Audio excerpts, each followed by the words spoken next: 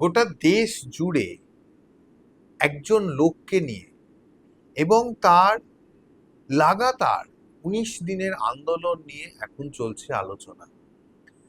সেই লোকটি আর কেউ নয়, তার নাম সোনাম ওয়াংচুক।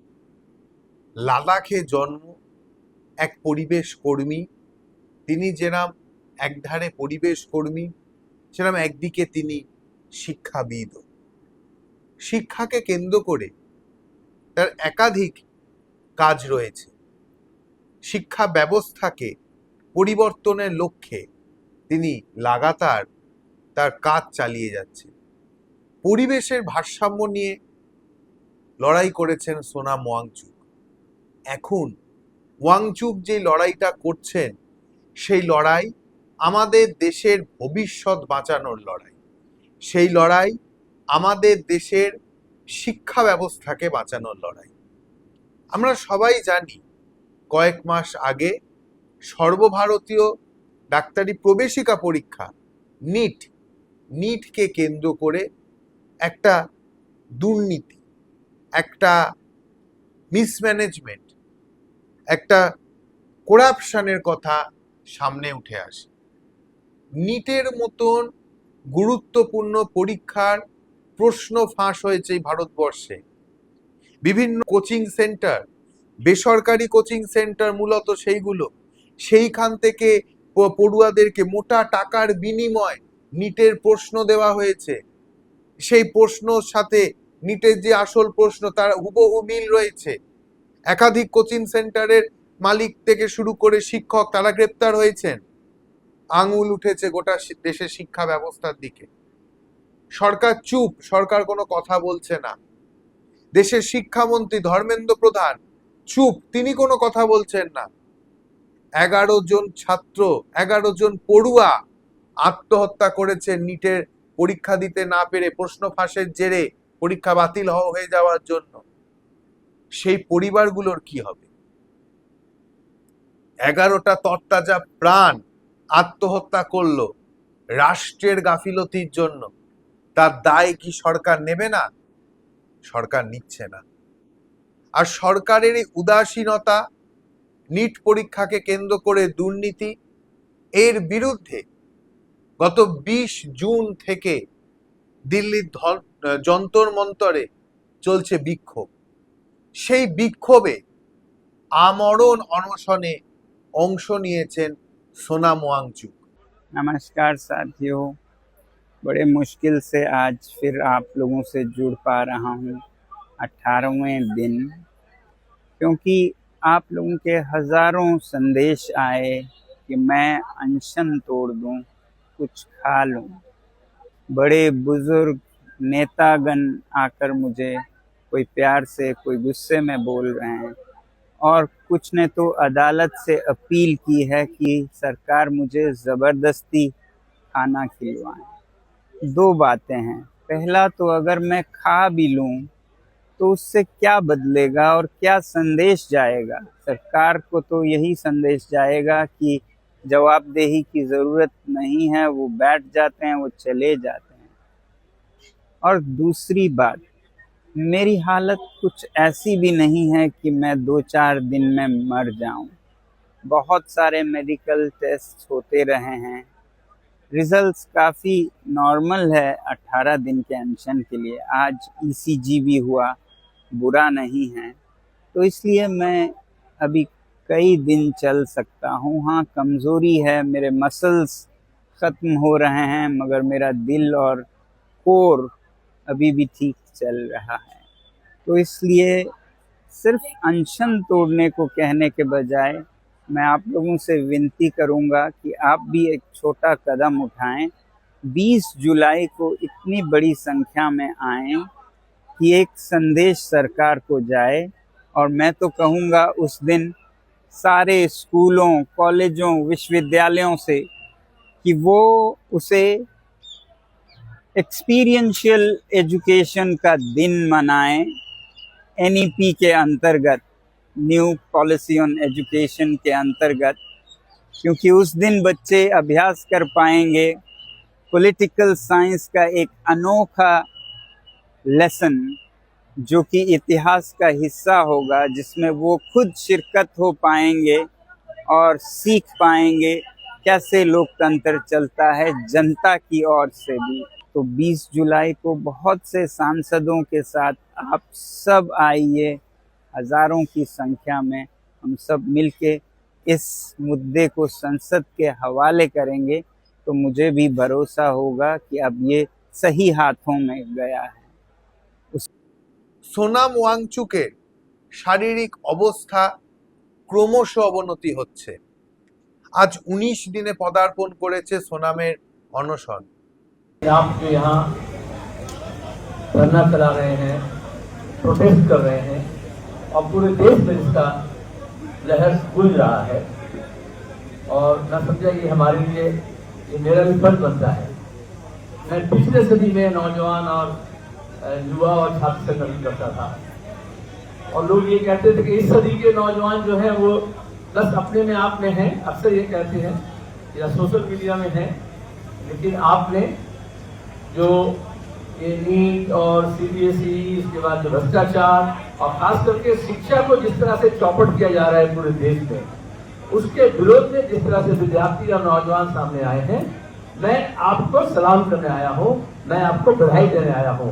और खास करके सोनम वांगचुक जी और उनके साथ दूसरे साथी जिस तरह से भूख हड़ताल में बैठे हुए हैं, ये सरकार जो है, अब भगत सिंह की बात से मैं कह सकता हूँ कि बहरी सरकार है और बहरी के सरकार के आगे अगर अपने आवाज को सुनाना है तो दुनिया का जो दौर है उसी दौर, दुनिया का जो दौर है उसी दौर से बोलो, बहरों का इलाका है, जरा जोर से बोलो।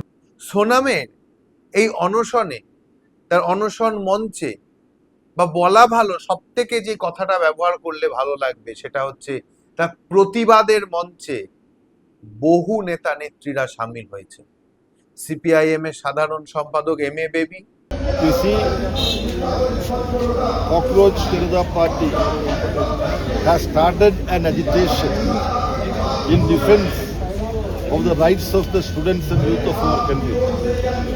The total collapse of examinations conducted by the union government is before us. NEET examination, then CBSE examination. Of course, another round of NEET examination has happened. We are yet to know more about it. But now, for collapsing the entire examination system under the union government, Dharmendra Pradhan, the union minister for education, should take the moral responsibility and he should go from his post. This is the demand, and corruption in this conduct should be put an end to. There should be a systemic correction. There has to be a course correction with regard to the conduct of examinations. This is a demand. Comrade Vrunda Karat and myself, we have come here to declare solidarity with Mr. Sonam Wangchuk. Progressive student youth organizations are actively involved in this. We have assured that so long as this agitation continues, we would continue to extend our solidarity and support to this agitation. বর্ষিয়ান নেত্রী বৃন্দা কারাত, লোকসভার সাংসদ তথা দলনেতা অমরা Ram, SFI এর নেতৃত্ব, DYFI এর নেতৃত্ব, পশ্চিমবঙ্গের গণতান্ত্রিক আন্দোলনের অন্যতম নেতা সুজন চক্রবর্তী, শ্রমিক লাহিড়ী, তারা সোনামের এই প্রতিবাদ কর্মসূচিতে অংশ নিয়েছেন। এম এ বেবি তার সাথে কথা বলেছেন, বৃন্দা কারা তার সাথে কথা বলেছেন সোনামের সাথে। एक जुटता प्रकट करने के लिए आए हैं, जैसे हमारे महासचिव ने कहा, और ये बहुत ही हिम्मत का एक फैसला अभिजीत ने लिया कि जब देखा कि नीट की परीक्षा के आधार पर इतना लूट हो रहा है, इतना भ्रष्टाचार हो रहा है और हमारे नौजवानों की भविष्य पर আপের পক্ষ থেকে অতীশী তিনি কথা বলেছেন। তিনিও সোনামের আন্দোলনের প্রতি সংহতি জানিয়েছেন, সমর্থন জানিয়েছেন। শিবসেনা সমর্থন জানিয়েছে। বহু রাজনৈতিক দল তারা সোনামের এই আন্দোলনকে সমর্থন জানিয়েছে। কিন্তু যেই দল বা যেই দলের পরিচালিত সরকারের বিরুদ্ধে সোনাম ওয়াংচুকের এই আন্দোলন, সেই দল কি তাকে তার পাশে দাঁড়িয়েছে, সেই দল তার সাথে কোনো কথা বলেছে যে কেন আন্দোলন, কি দাবি? না। এই আন্দোলনের দাবি কি? এই আন্দোলনের দাবি দুটি। এক, কেন্দ্রীয় শিক্ষামন্ত্রী ধর্মেন্দ্র প্রধানের পদত্যাগ, এবং তার সাথে এই যে 11 জন পড়ুয়া আত্মহত্যা করেছেন তাদের পরিবার পিছু 1 কোটি টাকা ক্ষতিপূরণ সরকারকে দিতে হবে। দাবিগুলো কি খুবই অন্যায্য? এটা নিয়ে যুক্তি রয়েছে, এটা নিয়ে তর্ক রয়েছে, এটা নিয়ে বিতর্কও রয়েছে। একদিকে দাবি রইল, কিন্তু অন্যদিকে সরকারের কর্তব্য, রাষ্ট্রের কর্তব্য, তারা কি ঠিকভাবে সেই কর্তব্য পালন করছেন? না। একটা সরকার, একটা দল যারা কখনো কারুর কাছে মাথা নত করতে চায় না নিজেদের দম্ভের কারণে, যারা কখনো নিজেদের ভুল স্বীকার করে না নিজেদের দম্ভের কারণে, তারা কখনো স্বীকার করলো না যে হ্যাঁ, এসআইআর এর কারণে এতগুলো লোক মারা গেছেন, সেই দায় আমাদের। তারা কখনো স্বীকার করলো না যে নোটবন্দি করে দেশের নাশকতা আটকানো যায়নি। তারা কখনো স্বীকার করলো না যে তাদের আমলেই ভারতবর্ষে বেকারত্বের হার সব থেকে বেশি।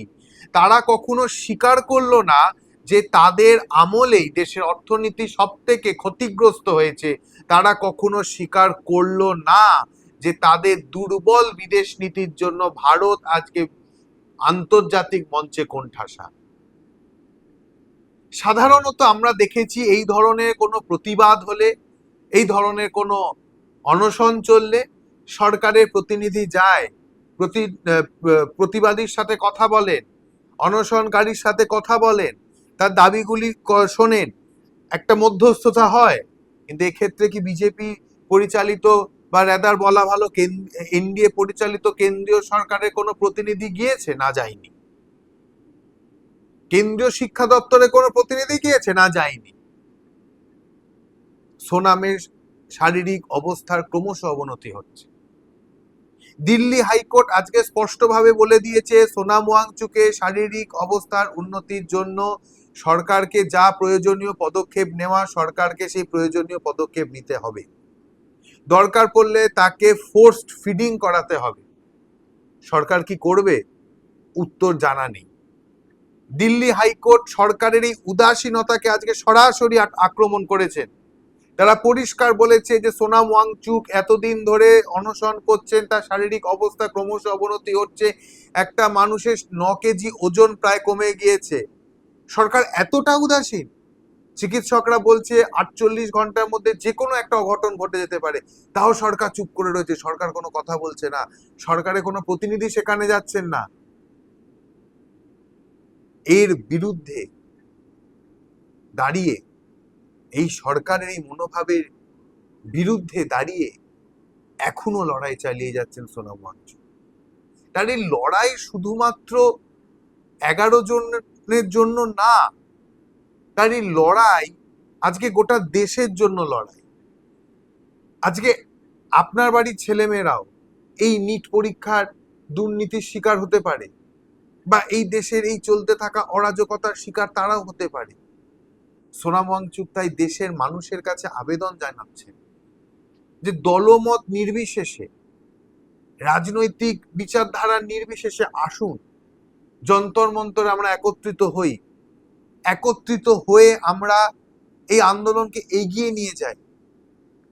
একটা লোক যার শারীরিক অবস্থার ক্রমশ অবনতি হচ্ছে, সে বলছে আমার অনশন ভাঙাটা খুব সাধারণ একটা ঘটনা, খুব সাধারণ একটা ব্যাপার হবে, লড়াইটা দেশের জন্য।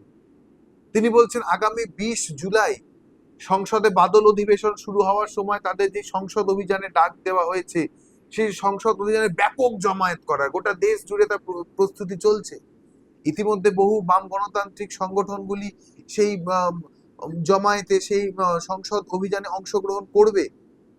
সংসদ অভিযানে অংশগ্রহণ করে সোনাম ওয়াংচুক বলছে যে তারা দাবিপত্র সাংসদদের হাতে তুলে দেবেন, তাদের যে দাবি, তাদের যে বক্তব্য, সাংসদরা সেইটা লোকসভায় তুলে ধরবে। এবং সোনাম একথাও বলছেন আজকে যে এই কাজ যদি করতে পারি তাহলে মনে করব কিছুটা কাজ আমরা এগোতে পারলাম। কিন্তু প্রশ্ন অন্য আরেকটা আছে, যে এই যে সোনাম ওয়াংচুকদের যে দাবি, এই দাবি কি সাংসদরা, বলা ভালো বিরোধী সাংসদরা তুলতে পারবে? তাদের কি কথা বলতে দেওয়ার সুযোগ দেওয়া হবে সংসদে বাদল অধিবেশনে? সেটা আলাদা বিষয়, সেটা একটা বিতর্কের বিষয়। যাদের ব্যানারে এই প্রতিবাদ হচ্ছে, সেই ককরোচ জনতা পার্টি, তারা স্পষ্টভাবে বলে দিচ্ছে যে পরীক্ষার অনিয়মের জেরে আত্মহত্যা করা পড়ুয়াদের পরিবারের জন্য 1 কোটি টাকা ক্ষতিপূরণ দিতে হবে এবং কেন্দ্রীয় শিক্ষামন্ত্রী ধর্মেন্দ্র প্রধানের পদত্যাগ নিশ্চিত করতে হবে। গত 20 জুন থেকে যে আন্দোলন চালাচ্ছে তারা, সেই আন্দোলনে 28শে জুন সোনাম ওয়াংচুক যোগদান করেন। সেইখান থেকে সোনাম ওয়াংচুক আজ 19 দিন হয়ে গেল, তিনি এখনো পর্যন্ত অনশন চালিয়ে যাচ্ছে। সোনাম বারবার, সোনামকে অনেকে গান্ধীর সাথে তুলনা করছেন, মহাত্মা গান্ধীর সাথে তুলনা করছেন অনেকে সোনামকে হিরো বলছে, কিন্তু সোনাম একটা কথাই বলছেন, আমি নায়ক নই, প্রত্যেক নাগরিকের নিজের দায়িত্ব নিজেকেই নিতে হবে। এইটার মধ্যে দিয়ে তিনি মানুষকে যেরকম বার্তা দিচ্ছেন যে আজকে আমি আপনাদের প্রতিনিধি হয়ে প্রতিবাদটা করছি ঠিকই, কিন্তু এই প্রতিবাদে আপনাদের সামিল হতে হবে।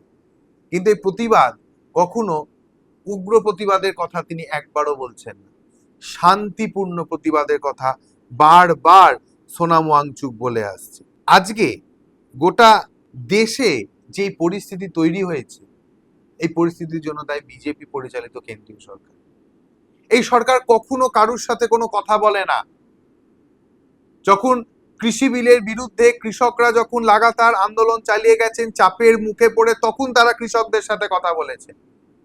অথচ এই দল যখন বিরোধী ছিল, যখন আন্না হাজারে যন্তর মন্তরে লোকপাল বিলের দাবিতে যখন অনশন চালিয়ে যাচ্ছেন, তখন তারা বারবার বলেছে সরকারের প্রতিনিধিকে কেন আসতে হবে, সরকারকে এসে কথা বলতে হবে, সরকার কেন কথা বলছে না? তাহলে আজকে যখন তারা ক্ষমতায় আছে, আজকে যখন তারা ক্ষমতার শীর্ষে এসে বসেছে, তাই তারা কেন আজকে কথা বলছে না? এই প্রশ্ন আমাদের তুলতে হবে। আর এই পরিস্থিতিতে দাঁড়িয়ে যখন এই দেশ বাঁচানোর লড়াই, যখন সংবিধান বাঁচানোর লড়াই, যখন দেশের শিক্ষা ব্যবস্থাকে বাঁচানোর লড়াই, তখন এই সোনাম ওয়াংচুকদের আমাদের আরো বেশি করে দরকার। আর এই সোনাম ওয়াংচুকদের পাশে আসার জন্য মানুষকে আরো বেশি করে এগিয়ে আসতে হবে। এই ভিডিওটিকে লাইক করুন, আপনার গুরুত্বপূর্ণ মতামত কমেন্টের মাধ্যমে আমাদের জানান এবং আমাদের চ্যানেলের ভিডিও সবার আগে দেখার জন্য ইউটিউবে গণশক্তিকে সাবস্ক্রাইব করুন, ফেসবুকে ফলো করুন এবং শেয়ার করুন আপনার পরিচিতদের মধ্যে।